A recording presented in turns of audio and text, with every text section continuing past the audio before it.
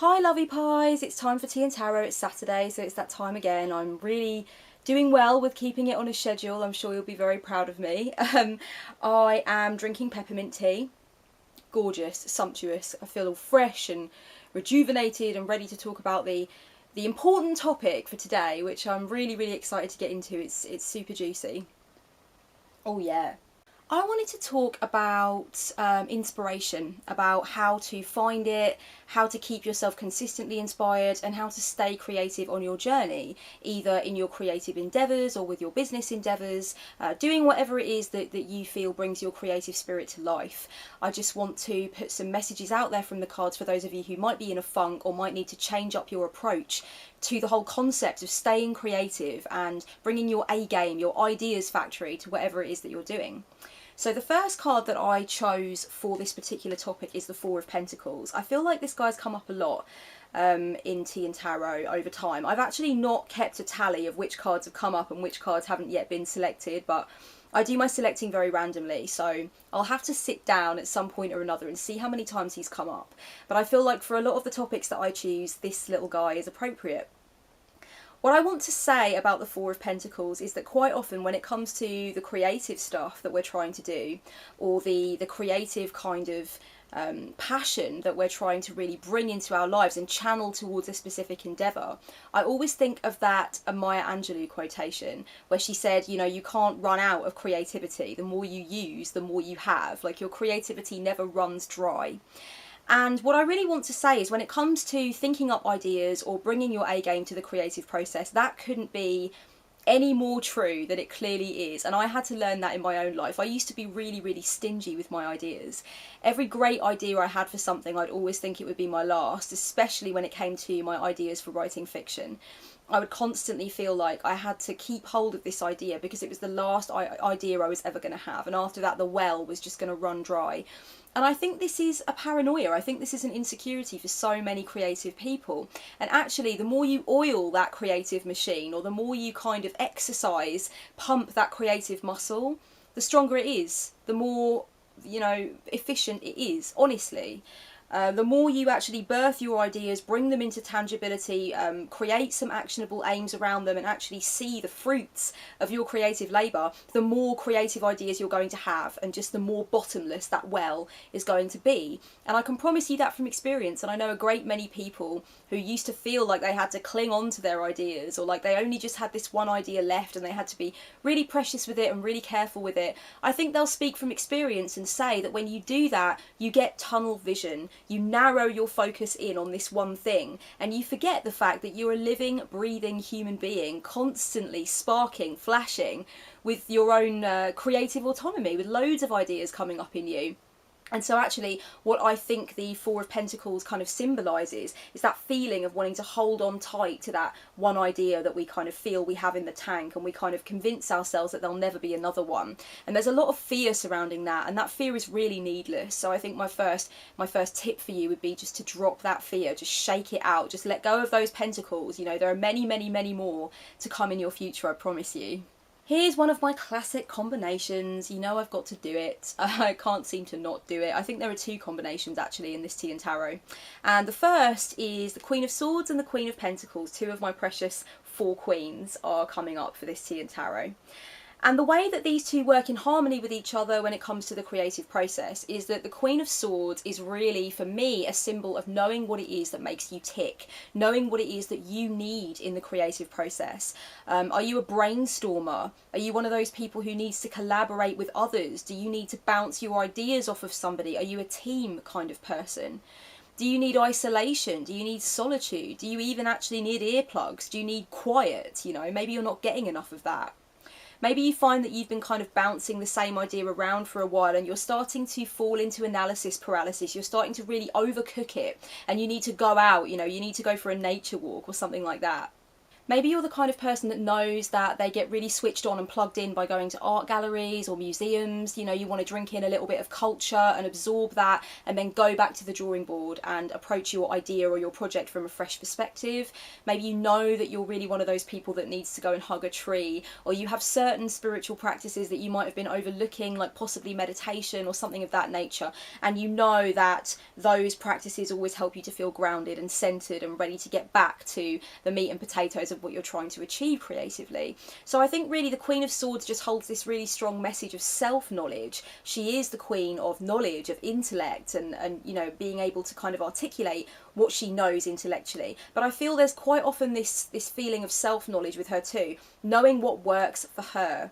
And really, when it comes to being creative and harnessing your ideas and making something happen to that end, find out what works for you, notice what works for you, and then make like the Queen of Pentacles and make it actionable, do something about it. Self-knowledge is worth nothing if you don't implement it, if you don't use it to your advantage, use it to your benefit. So the Queen of Pentacles would really kind of tell you, if you know that you're into brainstorming and mind mapping and writing, get things down. Maybe you need a new system for that. Maybe everything has gotten too kind of cluttered and combined, and you need to get a ring binder rather than a bound book so you can have different sections for your different ideas. Maybe you need to simplify things or create some kind of new system which will work better.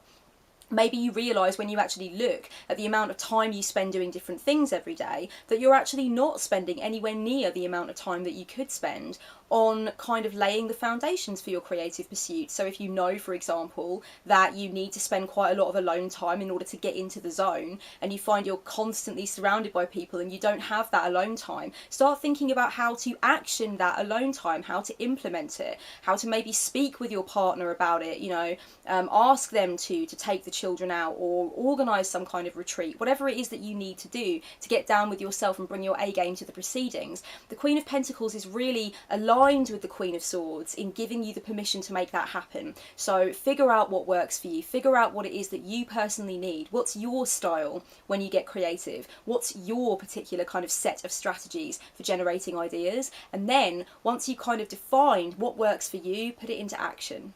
So I chose the Three of Wands and the Fool as a kind of combination, a quasi-combination, because I feel they both speak to the same sort of energy and the same kind of theme, but in different ways. So we'll start with the Three of Wands. The Three of Wands really does give you that representation of somebody that's standing right on the barrier between one territory and another. It's really like they're just about to step over into that new terrain and take on that fresh perspective. So they're really on the border.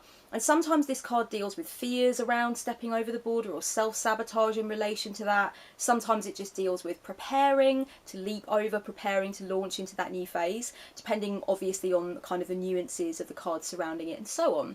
But really the universal meaning, it's all about stepping into the new place, you know, just putting one foot over and going into that kind of exploring phase of learning the terrain and figuring out what you want to build. So it's really that excitement kind of thing, that decision to move forward. And I think with this card, what I really want to convey to you is try changing things up. If you know that you've kind of been stuck in the same cycle of trying the same thing for a while and things are just going a bit stale, going a bit stagnant, then try something that you haven't tried before. You know, you might want to try some journal prompts, for example. You might want to try some kind of brain teasing kinds of activities. Just yesterday, I purchased the Conversation Starters app by Danielle Laporte, and it's really been kind of inspiring me already. It's making me think outside the box. You know, I'm thinking about things I could teach, things I could learn and then teach. You know, you've got to keep looking for those fresh things, those new things that you can move towards. And I think one of the key things about the Three of Wands in relation to creativity or in relation to kind of generating ideas for what you want to do, I really think this is so important. Look outside of your industry, look outside of your passion. If you run a tarot business or you're trying to devise a tarot course, please don't look at other tarot businesses and other tarot courses. You know, jump outside of the box, as far outside as you want to go. You know, really kind of absorb things that kind of contain different energies, that draw on different influences, you know. Any number of things. If you want to design a logo for something, don't look at the designs of logos of other, you know, kind of businesses that are in that industry.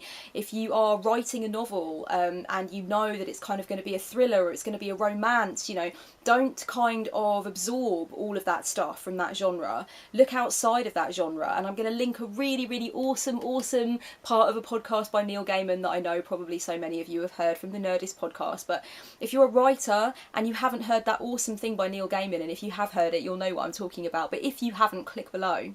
He really talks about the importance of moving outside of the zone that you move in, you know, like step outside of that circle, step outside of that industry, step outside of that genre, look for stuff in other areas, you know. I kind of often find myself picking up Art Review magazine, or sticking on a Patti Smith album, or, you know, taking a look at some feminist blogs, or, you know, something like that, before I sit down to try and create something for my own business or in my own creative life, something that I've kind of got in mind, but I need that little push, or I want to kind of work out what angle I'm coming from. I'll do something which seems to bear absolutely no relation, it seems to have no relevance, but really all things are interconnected, and sometimes the light switch comes on when you least expect it, when you're doing something that doesn't really seem overtly related. Saturating yourself in the theme that you are actually working in, or in the medium that you're actually working in, can be really overwhelming and disempowering, and it can get really boring really quickly. So I would just recommend stepping back, take a look at how many outside influences, how many different kinds of energy you are actually absorbing, you know, and try and absorb some different ones if you've noticed that you're really just kind of all for that one genre, all for that one industry, all for that one way of doing things. It's definitely time to change it up and see what that does for you. And then the Fool is about beginner's mind. I think one of the truest things we could all say about the Fool from that tarot perspective is it really kind of amplifies the importance, the value, the worthiness of beginner's mind. Set aside your expectations, you know. We are all so kind of overawed by the end goal. You know, we really are slaves to the vision so much of the time, and I know I've talked about this before, and I'm sure I'll talk about it again, but please don't be a slave to the vision. You know, be one of those people who sets the vision aside. The vision is there to inspire you, to motivate you, to give you a sense of what's possible. It's not there to nail you to the floor. It's not there to scare the crap out of you. It's not there to kind of allow you to talk yourself out of beginning. So adopt beginner's mind. If you can't see the stepping stone, you know, the next stepping stone, trust that it's going to come. Just put your foot out, you know, kind of like you know, like Ludo calling up the stepping stones in Labyrinth. You know that Ludo is going to call up the next one, so just go for it, kind of thing. If you get that reference, then I probably love you a little bit more than I should. I might actually have to watch Labyrinth later, I think. I did make my boyfriend watch The Dark Crystal on my birthday, which was just amazing, and he actually loved it. So maybe it's Labyrinth time now as well. I think I might have made him watch that once before, or maybe he did watch it when he was a kid. I worry for people who were born in the mid to late 80s and didn't have Labyrinth in their childhood. I mean, that's really neglectful. Ideas are like buses. You'll wait for one and you'll wait for one and you'll agonise over it, and then 8 will come at once. Which is why I've chosen the 8 of Wands as the next card on the agenda. You might find that when you suddenly get an idea, or when suddenly you feel really creatively fertile, you're going to get a few ideas at once, and some of them are going to seem like they could be the same idea but executed differently, and some of them are going to seem like they could be hybrids of other ideas, or kind of conduits of other ideas. Some are going to be markedly different, some are probably going to clash with each other, some are going to show up fully formed and upright and walking around, you know, and others are going to show up with their skull not even fully formed, and maybe, you know, you're not sure how to take care of it, how to nurture it, how to feed it. The important thing is just to be aware that ideas are kind of like that they can be slippery suckers, and the first thing I'll say is get ready to jot them down, and think about jotting them down on separate pieces of paper, or keeping them in a kind of ring binder or box file rather than keeping them in a bound book, because I often find that even though I favour bound books and I find them really sumptuous to hold and handle and deal with, I need to start moving on to ring binders at this point in time, because I find that lots of different ideas get jotted down together, and then I'm using post-its to kind of, you know, show me what's what inside this bound book. So just come up with a note-taking device that works for you, where you can find things again, whether it's on your phone, whether you prefer that more tangible pen and paper thing. Make sure you're using something that works for you. The second thing I want to say is please don't worry if some ideas get away from you. Don't worry if you had an idea at 3 a.m. and then you forgot it out of nowhere, or you were kind of generating an idea, churning something over in your mind, feeling really creatively charged, and then somebody asked you what you wanted for dinner and it just evaporated. I just want to say don't worry about that, because that stuff comes around on a loop. It comes around on a cycle. And I always like to think that there's probably a reason that I kind of couldn't quite grasp hold of it in that moment. It obviously wasn't a strong enough concept or a more fully formed idea, and it will come around again in a different guise with a different face, you know, and at that point I will actually be able to grasp it because it will be more fully formed and it will be more kind of muscly and ready to go. So if you do lose anything, don't panic, it will come back, you know. The seed of it is there somewhere within you, and maybe that just wasn't the particular wand that you needed to catch. You know, I quite often say that the Eight of Wands is really the symbol of 8 ideas or 8 kind of pieces of passion flying through the air, and of course you don't have 8 arms, okay? So you need to decide which 1 or 2 you're going to try and seize and work on and kind of generate something with. The rest of them are going to kind of fly into the ground or fly over the hill, or, you know, you're going to lose them. Maybe you can pick them up later, maybe you won't. But really this is about prioritising passion, prioritising ideas, knowing that when you've got loads of things flying towards you full speed ahead, you need to decide like which ones look juicy, which ones can you really work with, which ones might be actionable, which ones do you feel called by spirit to grasp hold of. Grasp hold of them. And if you felt like there was anything that fell by the wayside and it frustrated you, just remind yourself it's going to come back in another form. Work on what is strongest to you in that moment. Anything that was kind of weak enough to not stick, it's going to come back in a stronger and more beautiful and more vibrant form. So don't worry about that. I finally chose the Magician. I absolutely love this guy. You know, more and more as I get older, I look at him and I see myself. I just feel this incredible sense of the symbol of will that he kind of embodies. You know, he's will, he's kind of raw passion, he's an ideas factory, you know, he's an inspiration station, and I love that. And the thing about the Magician that I really want to convey to you in this Tea and Tarot episode is the importance of his tools. He knows his tools, he knows what he's got to work with, and that's what I really want to leave you with as the parting kind of takeaway from this episode, is get to know your tools. Keep a list of what's worked for you, and when you're feeling a bit stagnant, when you're feeling like it's not really going anywhere, when you want to generate an idea but you just feel really dull and lifeless and it's all gone a little bit TV static, you can reach for that list of your tools, the tried and tested things that you've checked out before or you've done before that have really helped you. It could be blogs, websites, magazines, people who create video content that you like. It could be a specific book that you like to look through, certain people that you've had great conversations with about the creative process who seem to have helped you, certain challenges you've tried, journal prompts you've attempted, tarot spreads that have made you feel really in the zone and like you want to get back to your A game. I mean, I have a list of websites in my head that I go to instinctively when I need that little push, when I need to kind of approach something from a different angle or just get that initial spark for something that I can work on.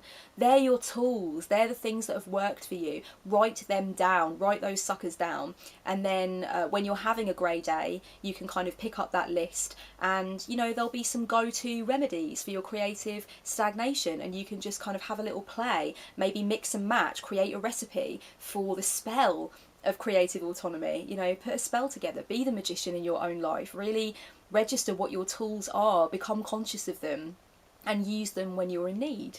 This has been Tea and Tarot. Happy Saturday, so much love to you all guys, blessed be.